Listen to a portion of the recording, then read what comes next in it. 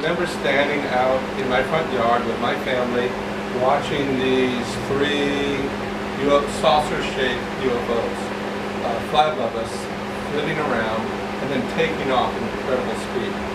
And I remember that. And it's interesting that, I mean, thousands of people from all walks of life, astronauts, airline pilots, policemen, politicians, have seen these. Yet the general population doesn't accept them. And my curiosity has always been piqued, like, who were these people? Who are they people? What are they like? Are they telepathic? If you're telepathic, how does it affect your culture? You have no privacy? Do you use money? What do you do for fun? And so that, I've always, sort of my bent in research for my book has been this, okay, what are these aliens like? And that's pretty much the core of my book, The Phi Experiment. It reveals the Greys and their culture and their language and their motivation. So I researched a lot, but it all seemed natural. It just seemed, I'm just following my own interests. Yeah, I think in general, like, I kind of agree with a lot of what's said, is that there's some research to be done for the basis and for some specific details, but it's taking that research and then asking what if, and then using your imagination to kind of take it further and fill in the blanks, and it'll tell you where it leads a lot of times. Literally the characters will tell you, you know, where it goes from there, so it's kind of a mix between the two, but I like the what if and the imagination part of it the best. Sometimes the research is like, okay, obviously, you know, I need to know how this is going to work on Mars or something like that, but I like more of like the, I don't know, the interpersonal dynamics and like the story development and the character development and things like that. I personally like the world building more, but I have to do my research. And that's kind of part of the next question, is how do you balance the science aspect with other elements of storytelling in terms of character development and plot?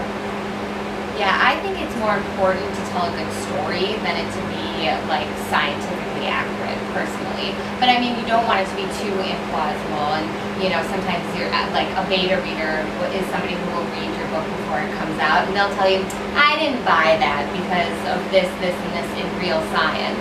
And you say, okay, let me scale that back, you know.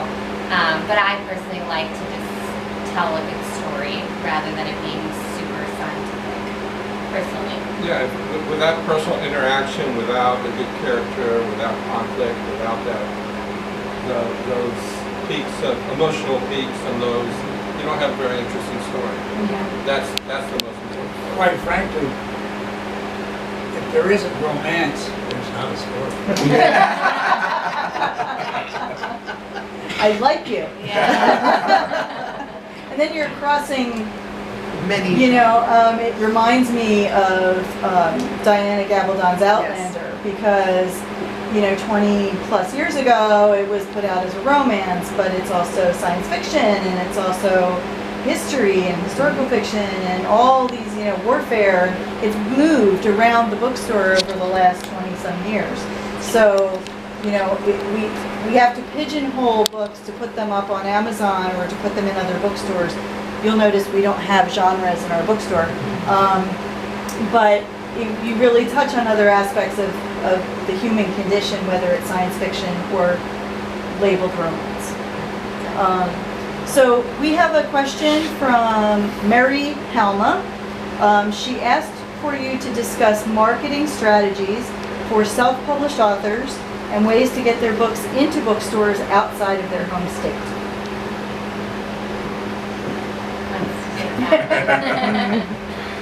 Well, my books, I think I need to push my book as almost sort of an experimental piece, in that 8 years ago I produced 21 episodes of a video of interviews of, it's two cousins who hate each other. One cousin is living as a hermit in the middle of the Arizona desert, the most unpleasant person you've ever met, and he is the person that aliens decided to initiate their contact with. He has roped his cousin into videotaping him, she doesn't believe him, and there's this constant back and forth, but basically he's talking about dailies. Now, I have the videos on Vimeo, and I wrote out the script and then wrote the narrative. But also I have a QR code and a URL address where you can actually scan it or put in the address and watch the video. So it's a combination of video and book at the same time. So what I'm thinking for my own purpose is to try and emphasize that experimental element of my text, with finding something that's unique or different about any of our books. And I think that's the key, something that will make it stand out. Yeah, definitely. But if the question is specifically for somebody who wants to like get their books in bookstores, I feel like a lot of bookstores have different rules, you know, and some do consignment, some, you know, will just buy your book and then sell it. So, you know, there's so many different rules. So I think it's just about contacting and making that introduction of, hey, I love your bookstore, I want to be in there, and just see what transpires from there. There's also, you know, you can get them on BarnesandNoble.com through the indie, there's an indie group that will help you do that. And getting it into libraries, I think, is really important. There's, you know, kind of researching, again, all of those different, like, there's so much out there that it can be a full-time job just to get the book into a store. Absolutely. Of course, there's the other option. As long as you've got relatives all over the area, you can get it out there. Yeah. Send them all into their local library and have them ask for them to carry the book. And I'm not kidding, that's the best way to get it into libraries. Yes. Well, and even indie bookstores. Yeah, There's this absolutely. great There story. is one other thing. Obviously, you should use the social media, and you need to have a Facebook, a Twitter account, Yeah. and a website. And I even, primarily those three I utilize myself. And an Amazon ad is not a bad thing to do. Yes. You can do an Amazon ad. It usually, I think its minimum is $2 a day. You get a lot of momentum.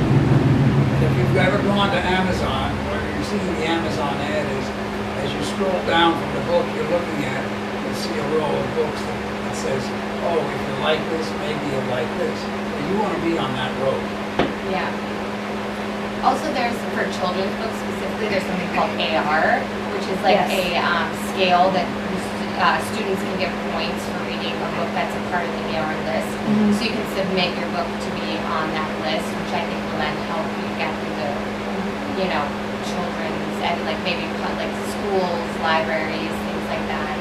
And if you have children's books or middle grade or you know YA. any books that are you know even younger than YA, create a list of questions that a teacher could use in the classroom, and it helps the teachers. We found at the LA Festival of Books that it helps teachers make a decision to bring a book into their classroom if there's questions they can use then as a result, you know, in reading time or as a science project or a reading project.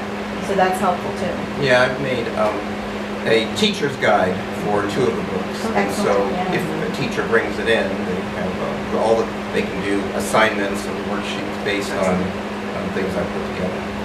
Well, and I do school. I'll do school presentations. I'll go to schools and stuff, especially being an educator anyways. And I'm really big on kids learning to express themselves creatively as artists in all the different ways we could do that. And I think we don't do enough creative writing in K-12 education anymore, so I'm really huge on that. And so whenever I go, I'll donate a book to their library.